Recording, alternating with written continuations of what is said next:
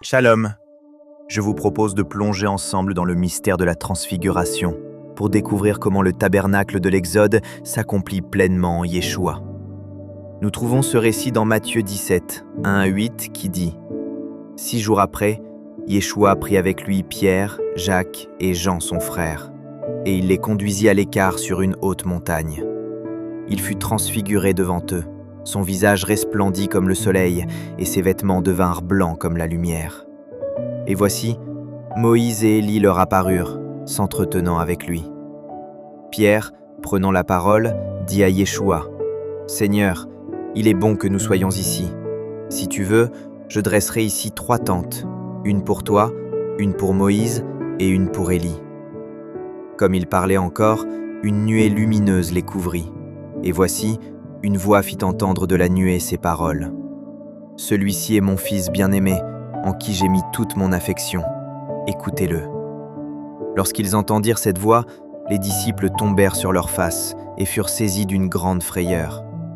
Mais Yeshua, s'approchant, les toucha et dit « Levez-vous, n'ayez pas peur. » Ils levèrent les yeux et ne virent que Yeshua seul.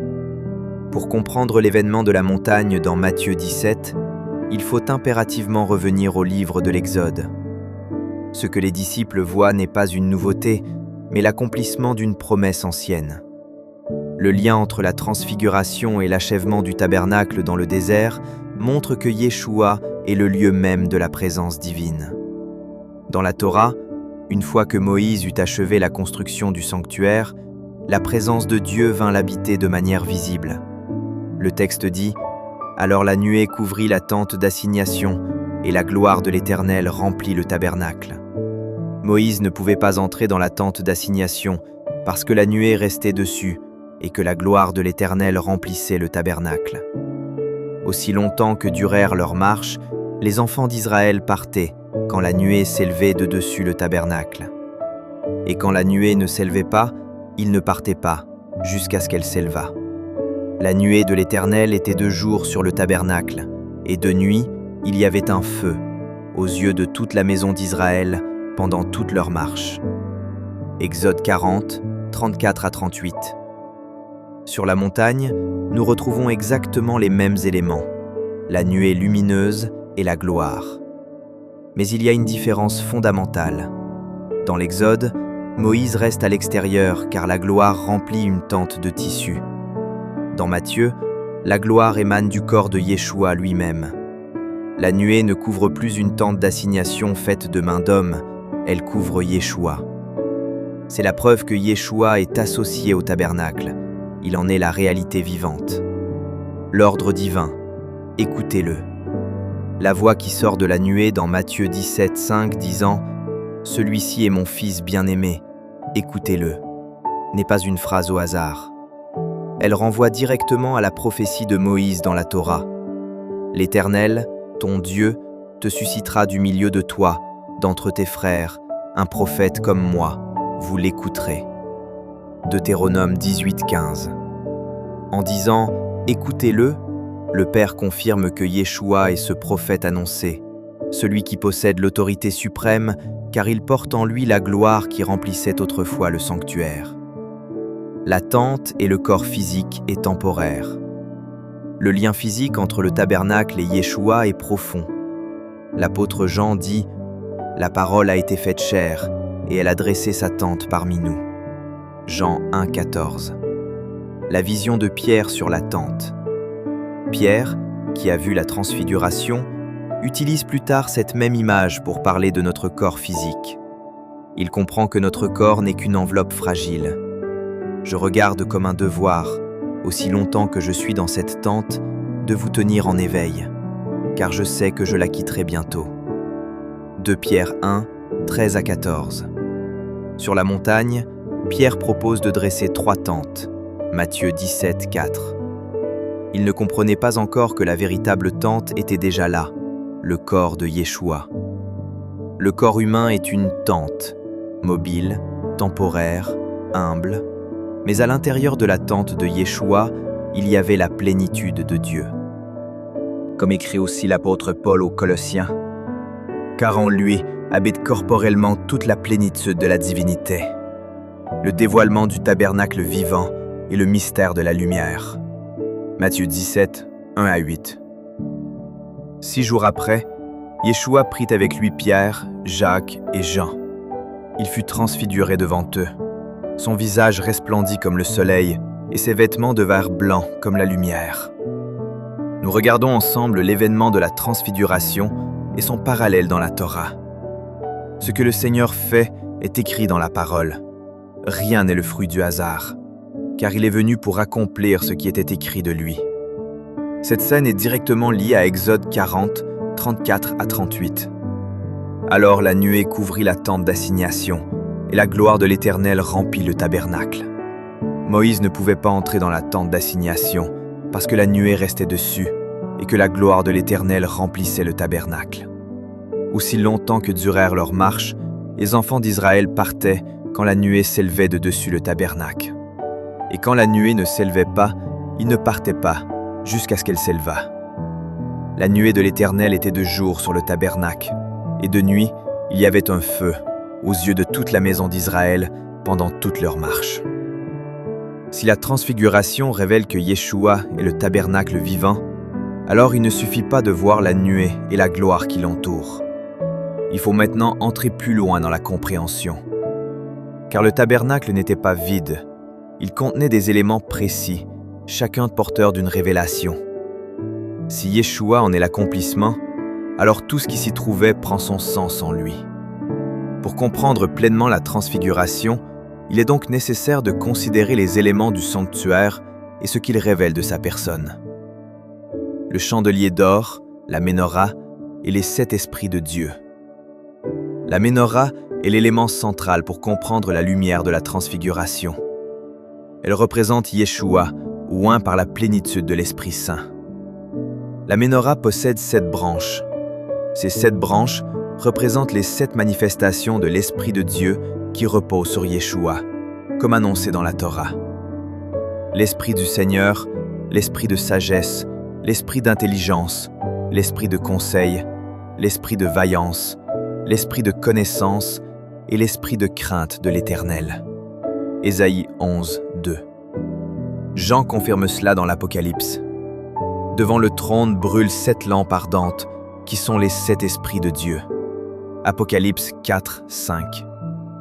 Sur la montagne, quand le visage de Yeshua resplendit comme le soleil, c'est cette huile spirituelle, le Saint-Esprit, qui brûle en lui et produit cette lumière insoutenable. Le mystère de la lumière, ménorah et arc-en-ciel.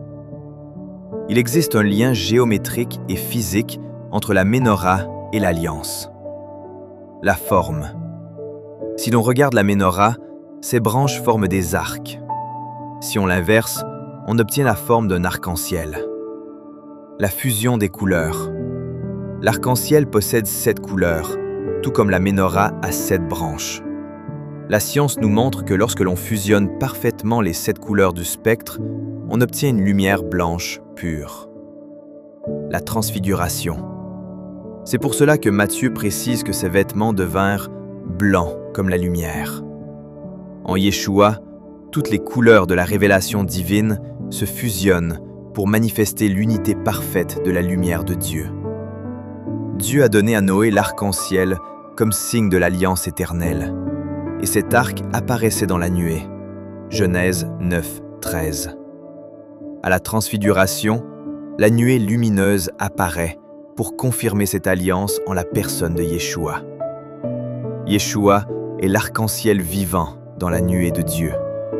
Il est le signe que Dieu ne détruira plus, mais sauvera par son Fils.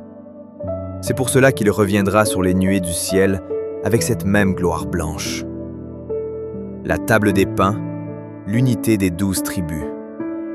Sur cette table en or, on plaçait 12 pains, un pour chaque tribu d'Israël.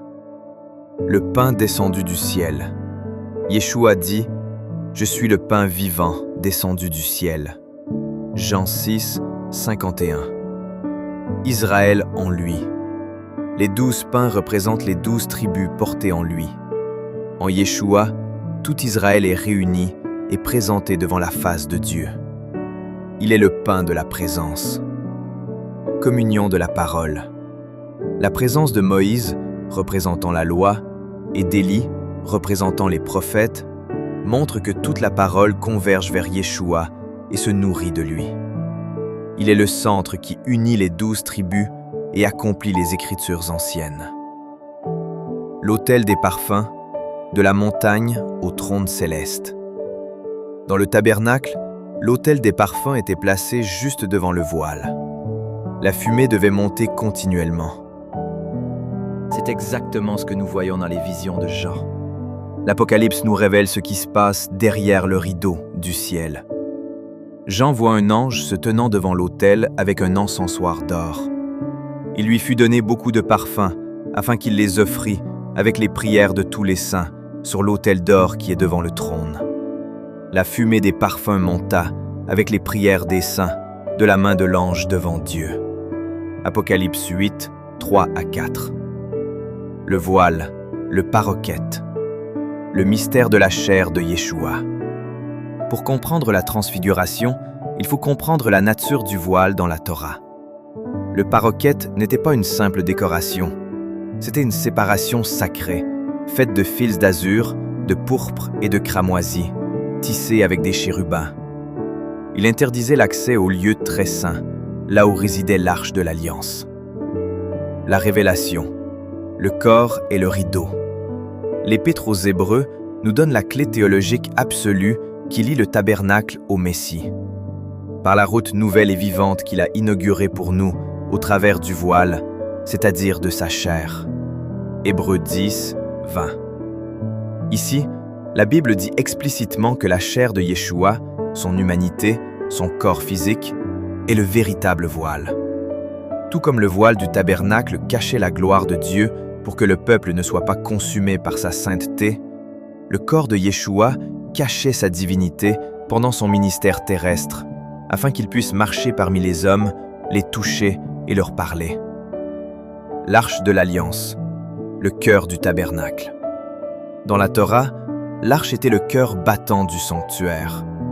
Située dans le lieu très saint, elle était le point de contact unique entre le ciel et la terre. À la Transfiguration, nous découvrons que cette arche n'est plus un coffre de bois et d'or, mais le cœur même du Messie. Pour comprendre la Transfiguration, il faut ouvrir l'arche prophétique. Ce qui était caché dans le lieu très saint de Moïse est devenu visible en Yeshua. Chaque élément de l'arche identifie précisément qui est celui qui brille sur la montagne. Le vase d'or et la manne, la pureté et la vie. L'arche contenait un vase d'or rempli de manne. Le vase d'or. Selon 2 Timothée 2, 20 à 21, l'or représente le vase d'honneur, sanctifié et utile au maître. Yeshua est ce vase d'or parfait, sans aucun mélange de terre ou de péché.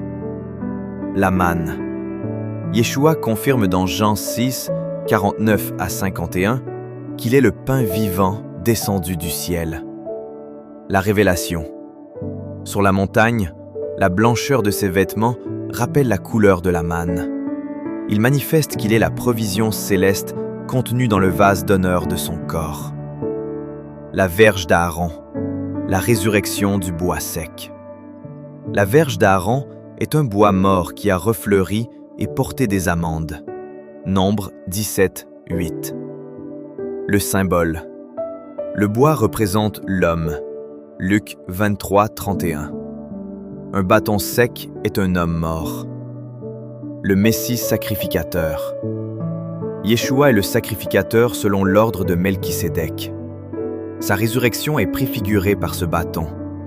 Il est le bois sec qui reprend vie et porte du fruit. La révélation. Moïse et Élie parlent de son départ, sa mort. La présence de la verge vivante dans le cœur de Yeshua garantit que sa mort ne sera pas une fin, mais une floraison éternelle, la résurrection. Les tables de pierre données à Moïse n'étaient que l'ombre de la parole vivante. Jean 1, 14 nous dit que la parole a été faite chair. Les tables de pierre sont désormais révélées en la chair en Yeshua. celui qui était caché dans l'arche est Yeshua le juste. Nous comprenons ensuite que le couvercle de l'arche était le lieu de l'expiation par le sang. La victime. 1 Jean 4, 10 et Romains 3, 25 affirment que Dieu a destiné Yeshua à être la victime propitiatoire. Yeshua est à la fois l'arche et le propitiatoire. Lorsque son sang était sur lui, il l'était aussi sur le propitiatoire spirituel et physique de son corps, validant ainsi directement son sacrifice. Enfin, les chérubins et la nuée, les témoins prévus de toute éternité. L'arche de l'Alliance ne pouvait être complète sans ces 2 chérubins d'or. Sur la montagne, ce ne sont plus des représentations, mais les messagers originels qui reprennent leur place. En hébreu, le mot pour ange ou messager est malach, le chérubin. Dans la structure céleste, est celui qui protège et témoigne de la sainteté. Moïse et Élie, ils sont les malakim, messagers de Dieu pour la loi et les prophètes. Sur la montagne, ils ne sont pas là par hasard. Ils sont la réalité vivante des 2 chérubins d'or qui fixaient le propitiatoire. Le parallèle est saisissant entre la fabrication de l'arche et la scène de Matthieu 17. Dans l'Exode, les chérubins avaient les visages tournés l'un vers l'autre, les yeux fixés sur le propitiatoire. Sur la montagne, Moïse et Élie s'entretenaient avec Yeshua, Matthieu 17, 3. Toute leur attention, toute leur existence converge vers Yeshua. Moïse représente la loi, qui accuse mais pointe vers le Messie. Élie représente les prophètes, qui annoncent et préparent sa venue. À eux deux, ils forment le cadre de la gloire divine. Ils prouvent que Yeshua n'est pas en rupture avec l'ancienne alliance, mais qu'il en est le centre exact. La nuée, Shekinah. Dans le tabernacle, Dieu disait à Moïse, « C'est là que je me rencontrerai avec toi », du haut du propitiatoire entre les 2 chérubins. Exode 25, 22. L'accomplissement. Sur la montagne, la nuée descend précisément entre Moïse et Élie. La voix du Père. Comme prévu dans le désert, c'est de cet espace entre les 2 témoins que la voix se fait entendre. Celui-ci est mon fils bien-aimé. La révélation clé. Tout était préconfiguré. Lorsque l'artisan Betsaléel a forgé les chérubins d'or dans le désert, il dessinait sans le savoir la silhouette de Moïse et d'Élie entourant Yeshua sur le mont Tabor. C'est la preuve que le plan de la rédemption est une architecture parfaite où chaque détail de la loi, l'ombre, trouve son relief dans le Messie, la lumière. L'accomplissement d'Exode 40. L'approbation royale du Sauveur. La transfiguration est l'acte final du plan de l'Exode. Dans le désert, la nuée couvrait la tente et la gloire remplissait le sanctuaire. Mais Moïse ne pouvait pas y entrer. Exode 40, 34 à 35. Sur la montagne, cet obstacle est levé. La nuée ne couvre plus une tente, elle désigne Yeshua, le tabernacle vivant. Le plan de la rédemption est une architecture parfaite. À travers l'histoire, Dieu a toujours manifesté son approbation par un sauveur dans une arche. Noé fut le sauveur approuvé et préservé dans l'arche face au déluge. Moïse, le libérateur choisi, fut sauvé dans une arche sur le Nil. Yeshua est le sauveur ultime, autrefois caché sous les symboles de l'arche de la Torah, et désormais révélé dans sa gloire. Lorsque le Père fait entendre sa voix depuis la nuée, « Celui-ci est mon Fils bien-aimé, écoutez-le ». Il donne son approbation solennelle. Il déclare que Yeshua est l'arche ultime contenant la pureté, le vase d'or, la vie, la manne, la résurrection, la verge et la parole, les tables. En lui, le symbole devient réalité. Yeshua est le seul sanctuaire pleinement approuvé par Dieu, manifestant la gloire qui a resplendi sur le mont Tabor pour accomplir toute la loi et les prophètes. En espérant que cela vous ait été bénéfique, Shalom.